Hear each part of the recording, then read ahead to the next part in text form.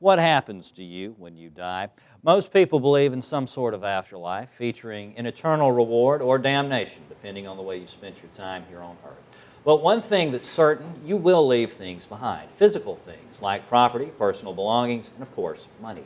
Sherry Carter's here from Pointe Assisted Living, and she's brought attorney Rayleigh Wiggins with her to talk about estate planning. Guys, thank you so much for being with us today. Thank you for having us. Absolutely, my pleasure. Rayleigh, let's talk a little bit about, this is such it's a difficult subject to raise sometimes with people. They don't want to think about that chapter of their life, which is the final chapter. Sure. What's your advice for starting a conversation in your family with a loved one about this? Well, the most important thing is to have the conversation to begin with. So often, like you said, people don't want to talk about death and dying. But the fact is, along with the tax man, it happens to all of us. And the best way to to go about creating an estate plan is to make those decisions now so that you can avoid having a judge or someone that you wouldn't want making those decisions make them for you later. It's really about protecting your family and making the decisions for your family now so that they can have a smooth transition later on. There you go. All right, and I'm assuming that you're going to be going over to Pointe and joining Sherry, and you guys are going to have kind of a workshop, or what's that going to be like? Absolutely. Sherry has invited us over to talk to the public a little bit about some of the most common issues that people have. I know at our firm we've identified about 15 topics that are kind of the greatest hits, or the most frequently asked questions about estate planning.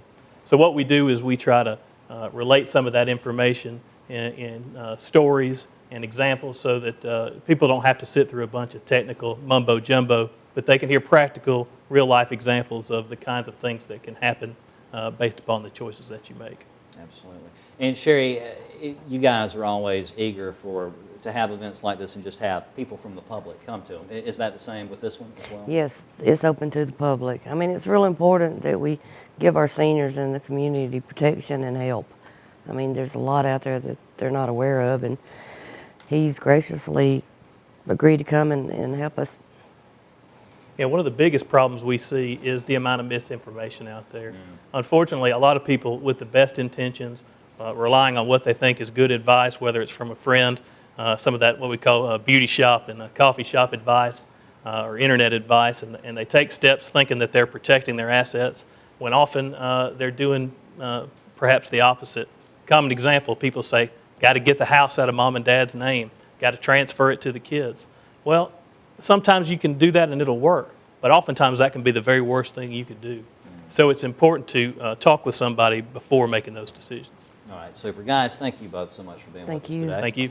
You can get advice on estate planning Tuesday, August 14th at Pointe Assisted Living. It starts at 5:30 p.m. You can find out more online at morningpointe.com or by calling 205-345-1112. Here